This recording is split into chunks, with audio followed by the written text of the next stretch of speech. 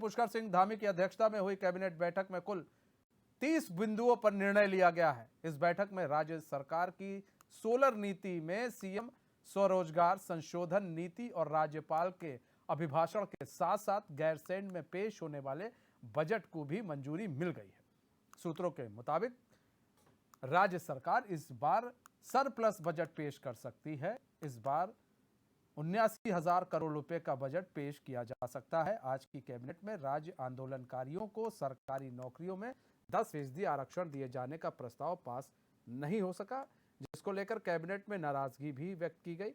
राज्य की ऐसी जमीनें जो अलग अलग प्रकार से कब्जे में हैं, उन मामलों के निस्तारण के लिए एक सब कमेटी का गठन कर दिया गया।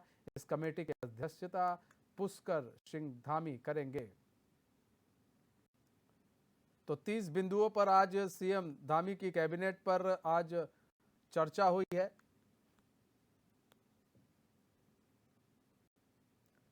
और सबसे बड़ी चीज इसमें यह रही कि कैबिनेट में राज्य आंदोलनकारियों को सरकारी नौकरियों में जो 10% आरक्षण दिए जाने का प्रस्ताव पास नहीं हो सका, इसको लेकर कैबिनेट में नाराजगी भी व्यक्त की गई। राज्य की ऐसी जमीनें जो अलग अलग प्रकार से कब्जे में हैं, उन मामलों के निस्तारण के लिए एक सब कमेटी का गठन कर दिया गया है। इस कमेटी की अध्यक्षता सीएम पुष्कर सिंह धामी करेंगे।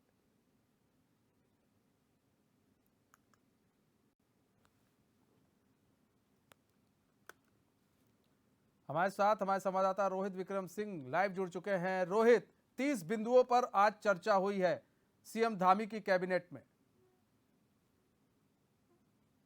बिल्कुल मनीष, और उत्तराखंड सचिवालय में सुबह 11 बजे मंत्रिमंडल की बैठक शुरू हुई और पुष्कर सिंह धामी के नेतृत्व में ये बैठक रही। बैठक में कैबिनेट मंत्री चंदन राज दास, बैठक में कैबिनेट मंत्री डॉक्टर धन सिंह रावत, कैबिनेट मंत्री जितेंद्र अग्रवाल, कैबिनेट मंत्री रेखा आर्य मुख्यमंत्री के साथ मुख्य रूप से इस बैठक में मौजूद रहे। और इसके साथ ही सतपाल महाराज, चूंकि इस समय राज्य से बाहर हैं, वो इस बैठक में मौजूद नहीं रहे। कैबिनेट मंत्री गणेश जोशी भी इस समय केरल के भ्रमण पर है, वो भी इस बैठक में मौजूद नहीं रहे। क्योंकि आगामी बजट सत्र से पहले इस कैबिनेट की बैठक को बहुत महत्वपूर्ण माना जा रहा था। बहुत महत्वपूर्ण प्रस्तावों पर भी इस बैठक में मुहर लगी है। कुल 30 प्रस्तावों पर मुहर लगी है। और अमूमन मनीष, चूंकि जब विधानसभा का सत्र आहूत रहता है, उसके पहले जब कैबिनेट की बैठक होती है तो उसमें जो आधिकारिक ब्रीफिंग होती है वो नहीं की जाती है। और इसी परंपरा का अनुपालन करते हुए इस बार भी, क्योंकि 13 मार्च से लेकर 18 मार्च तक विधानसभा का बजट सत्र गैरसैंण भराड़ीसैंण में प्रस्तावित है, और इसी के दृष्टिगत कैबिनेट में 3 जो प्रस्ताव लाए गए, इसकी आधिकारिक ब्रीफिंग नहीं दी गई और न ही किसी मंत्री ने या फिर मुख्यमंत्री ने इसको लेकर कोई वक्तव्य दिया है। हालांकि सूचना विभाग के द्वारा जो मोटे जो जानकारी मिली है उसके अनुसार 30 बिंदुओं पर फिलहाल मुहर लगी है। और सबसे पहले मुख्य रूप से जो गैरसैंण में बजट प्रस्तुत होने वाला है, उस बजट को के प्रस्ताव को इस कैबिनेट में हरी झंडी मिली है। राज्यपाल का बजट सत्र के दौरान जो अभिभाषण रहेगा उसमें उसको इसमें कैबिनेट की बैठक में मंजूरी मिली है। इस बार का बजट जो उम्मीद जताई जा रही है कि 89,000 करोड़ के लगभग उत्तराखंड में रहने वाला है, और इसको भी इस बार जो है मंजूरी मिली है और बजट इस बार सरप्लस रहेगा। इसके साथ ही क्योंकि इस बार पर्यटन नीति इस बार कैबिनेट की बैठक में प्रस्तावित थी कि नई पर्यटन नीति को कैबिनेट की बैठक में मुहर लग सकती है, इसको हरी झंडी मिल सकती है। फिलहाल इसको अगली कैबिनेट के लिए बढ़ा दिया गया है। इस कैबिनेट की बैठक में फिलहाल पर्यटन नीति को लेकर एक अधिकारियों के द्वारा एक ब्लूप्रिंट, एक प्रेजेंटेशन रखा गया था, जिसको मुख्यमंत्री पुष्कर सिंह धामी और तमाम कैबिनेट मंत्रियों ने देखा है। इसके साथ ही जो मुख्य रूप से आज की कैबिनेट बैठक में जो मुद्दा रहने वाला था राज्य आंदोलनकारियों के 10% क्षैतिज आरक्षण का, तो ये 10% क्षैतिज आरक्षण का राज्य आंदोलनकारियों का जो मसला था सरकारी नौकरी को लेकर, इस पर जो है पूरे डॉक्यूमेंट जो है विभागीय अधिकारियों के द्वारा नहीं प्रस्तुत किए गए। इस आंकड़ों और जो तमाम संबंधित आंकड़े थे उनको नहीं रखा गया, जिस पर सरकार ने नाराजगी जताई है। क्योंकि सरकार को उम्मीद थी कि इस बार अगर पूरे डॉक्यूमेंट और पूरे कागजात अगर सरकार के पास आते तो सरकार इसको कैबिनेट में हरी झंडी दे सकती थी। लिहाजा सरकार ने अधिकारियों को इस बाबत फटकार लगाई है। और इसके साथ ही जो दूरसंचार और श्रम विभाग की जो सेवा नियमावली है, इसको भी इस कैबिनेट की बैठक में मंजूरी मिली है। साथ ही जो राजस्व विभाग या फिर सरकार के जो अन्य सरकारी विभाग हैं जो कब्जा धारकों की जद में है, जिन पर कब्जा हो रखा है, उनको कब्जा मुक्त करने के लिए मुख्यमंत्री पुष्कर सिंह धामी के अध्यक्षता में एक सब कमेटी का गठन किया गया है जो सरकारी भूमि को कब्जा मुक्त करेगी। और इसके साथ ही जो सोलर नीति है और सीएम स्वरोजगार संशोधन नीति, इसको भी हरी झंडी इस कैबिनेट की बैठक में मिली है। फिलहाल ये 30 महत्वपूर्ण प्रस्ताव थे, जिनमें जो महत्वपूर्ण प्रस्ताव थे उनके बारे में जो शासन के जो अधिकारी हैं उनके बारे में जो इनपुट दिया गया था, जो बताया गया है। सबसे बड़ी चीज ये है रोहित, पूरे बजट को लेकर एक ब्लू प्रिंट भी तैयार करने की कोशिश की गई है, उसको समझा गया है किस तरह से हम बजट पेश करेंगे, क्या क्या बजट में अहम बिंदु रहेंगे ताकि जो विपक्ष है वो भी ना घेर सके, उसको लेकर भी चर्चा हुई है। और दूसरी चीज ये देखिए, एक जो बड़ा सवाल ये है क्षैतिज आरक्षण है, उसको लेकर जो 10% क्षैतिज आरक्षण दिया जाना था राज्य आंदोलनकारियों को, कई बार चीजें लटक चुकी हैं। इससे पहले भी लटक चुकी थी, कैबिनेट की बैठक हुई थी, आज भी कैबिनेट की बैठक में लटक गई। तो ये जो लचर व्यवस्था है अधिकारियों की, तो ये लचर व्यवस्था क्यों नहीं सुधर पा रही है? क्या सरकार ने पूछा नहीं भाई तुम लोग इतने लचर व्यवस्था है, तुम फाइल सही से नहीं बना पा रहे हो, तुम्हारा यही काम है, तो आगे क्या काम करोगे? देखिए मनीष, चूंकि पिछले 10 साल से राज्य आंदोलनकारियों को उत्तराखंड की सरकारी नौकरी में जो 10% क्षैतिज आरक्षण पहले मिला करती थी, जो तत्कालीन मुख्यमंत्री स्वर्गीय नारायण दत्त तिवारी ने शुरू की थी, वो पिछले 10 साल से समाप्त चल रही थी। फिलहाल जो है राज्य सरकार ने इसको मंजूरी दी थी। तमाम जो राज्य आंदोलनकारी हैं उनमें खुशी की लहर थी कि ये 10% आरक्षण का मुद्दा इस बार कैबिनेट की बैठक में आएगा और इन तमाम व्यवस्थाओं का लाभ राज्य आंदोलनकारियों को मिलेगा। फिलहाल सरकार ने इस बात को क्योंकि पोस्टपोन किया है, सरकार ने कहा है कि जब अभी कैबिनेट की बैठक होगी तो इस पर विधिवत रूप से पूरे डॉक्यूमेंट के साथ इस पर प्रस्ताव पर मुहर लगाई जाएगी और राज्य सरकार पूरे पुरजोर तरीके से इसे राज्य में लागू करेगी। और जब भी चाहे वो उत्तराखंड अधीनस्थ सेवा चयन आयोग की परीक्षाएं हो, लोक सेवा आयोग के तहत हो, या फिर अन्य आयोगों के माध्यम से जो सरकारी कर्मचारी अधिकारियों की नियुक्ति का मसला हो, इन तमाम लोगों को अब 10% का आरक्षण का लाभ सीधे मिल सकेगा।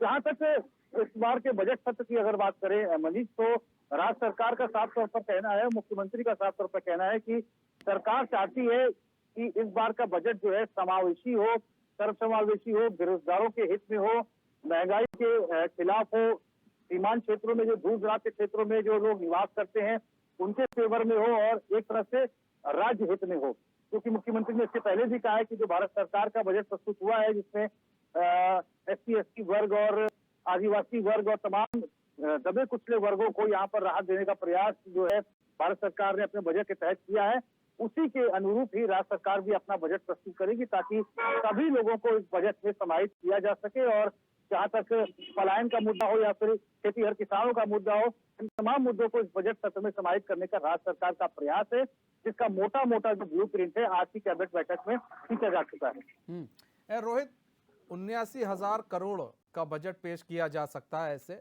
खबर आ रही है। सवाल ये है, काफी बड़ा बजट है, और दूसरी बात ये कि क्या ब्लूप्रिंट तैयार करे भैया, हमें ये पैसा कहां कहां पर देना है, किस किस सेक्टर में देना है, क्या इसकी तैयारी हो गई है, या फिर इतने 1000 करोड़ का सिर्फ बजट पेश कर दिया जाएगा, धरातल पर कितने समय में ये पूरा बजट उतर जाएगा? सवाल ये भी है, अगर इतने का बजट ये लोग पेश करते हैं तो धरातल पर इसको उतारने के लिए किस तरह से व्यवस्था की गई है?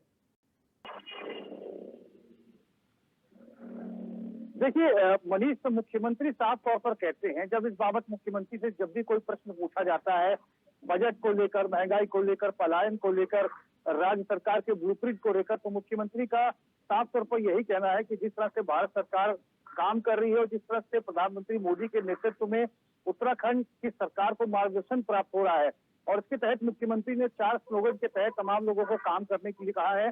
चाहे वो सरलीकरण की बात हो, संतुष्टि की बात हो, समाधान की बात हो, जनता के कामों के निराकरण निस्तारण की बात हो, इसी के तहत मुख्यमंत्री का साफ तौर पर कहना है कि क्योंकि अब भारत सरकार का जो बजट रहा है ये बिल्कुल सर्वसमावेशी बजट रहा है। रोहित बने रहिए हमारे साथ। देवेंद्र भसीन जुड़ चुके हैं, बीजेपी के प्रवक्ता। देवेंद्र भसीन जी, स्वागत है एचएन में आपका। देवेंद्र भसीन जी, आज कैबिनेट की बैठक हुई, इस बैठक में कई महत्वपूर्ण बिंदुओं पर चर्चा हुई, खासकर 30 महत्वपूर्ण बिंदुओं पर चर्चा है। उसमें ये भी एक सामने निकल कर आ रहा है कि 79,000 करोड़ रुपए का बजट जो है इस बार सरकार, राज्य सरकार पेश कर सकती है। सर, इस बजट को पेश तो कर दिया जाएगा, लेकिन धरातल पर इसको उतारने के लिए भी आप लोगों ने क्या तैयारी कर ली है, कमर कस ली है? कि बजट पेश होने के बाद इसको हम धरातल पर कैसे कितनी जल्दी उतार लें? देखिए, जो माननीय मुख्यमंत्री श्री पुष्कर सिंह धामी जी की अध्यक्षता में जो बैठक हुई है और जिसमें बजट को मंजूरी दी गई है, तो हम अगर ध्यान दें तो मुख्यमंत्री जी इस बात को कई बार कह चुके हैं कि जो बजट होगा वो जन उन्मुख होगा, जनता के जो आवश्यकताएं हैं, जनता की जो अपेक्षाएं हैं, उनको पूरा करने की दिशा में होगा। तो मैं समझता हूँ कि जो ये बजट आने वाला है वो मुख्य तौर पर जो है वो इसी रूप में होगा, जिसमें रोजगार और प्रदेश की जो अन्य बातें हैं उनको प्राथमिकता मिलेगी। और अभी जो है हमने देखा केंद्र का जो बजट आया है, बजट बहुत शानदार बजट रहा है और उसको पूरी लोगों ने उसकी तारीफ की है। मैं समझता हूँ उसी तर्ज पर ये बजट भी हमारे मुख्यमंत्री जी उनके अध्यक्षता में प्रस्तुत होगा, तो वो प्रदेश की जनता को अपने आप में संतुष्ट करेगा, उनकी जो अपेक्षा है उनको पूरा करने वाला होगा। तो प्रतीक्षा करते हैं कि ऐसे में जो ये बजट सत्र शुरू होने वाला है उसमें जो 89,000 करोड़ का जो बजट आने वाला है किस रूप में रखते हैं, कहाँ से आय होगी, कहाँ पर खर्च करेंगे और उसकी क्या रणनीति है, तो कौन कौन से सेक्टर जो है हमारे प्राथमिकता के होंगे, इसकी निश्चित तौर पर हमको सभी को प्रतीक्षा है।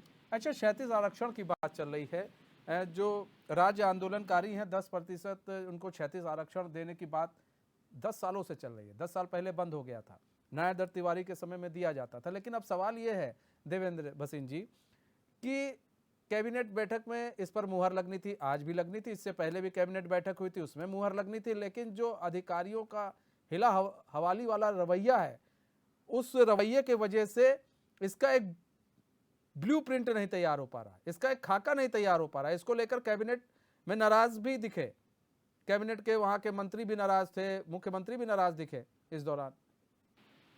देखिए, पहली बात तो ये कि मुख्यमंत्री जी और हमारी सरकार राज्य आंदोलनकारियों को 36 आरक्षण देने के प्रति कटिबद्ध है। क्योंकि बंद हो गई थी, लेकिन हम चाहते हैं कि वो बिल्कुल शुरू होनी चाहिए और इसके लिए बाकायदा कमेटी बनाई गई। अब ये जो विलम्ब बीच में हुआ, निश्चित तौर पर ये किन कारणों से हुआ इस पर तो मुझे जानकारी नहीं होगी, लेकिन विलम्ब नहीं होना चाहिए। जैसे कि आपने भी कहा कि मुख्यमंत्री जी इसको लेकर बहुत नाराज थे, तो तय बात है कि जो हम काम करना चाहते हैं और अगर कोई अधिकारी उसे विलम्ब करता है तो वो स्वीकार नहीं किया जा सकता। तो लेकिन ये हमारा कमिटमेंट तो है ही है और मैं समझता हूँ कि बहुत शीघ्र ही ये विषय भी हमारे सामने आएगा और हमारे राज्य आंदोलनकारियों को 36 आरक्षण प्राप्त होगा। ठीक है, बहुत बहुत धन्यवाद देवेंद्र भसीन जी हमारे साथ जुड़ने के लिए।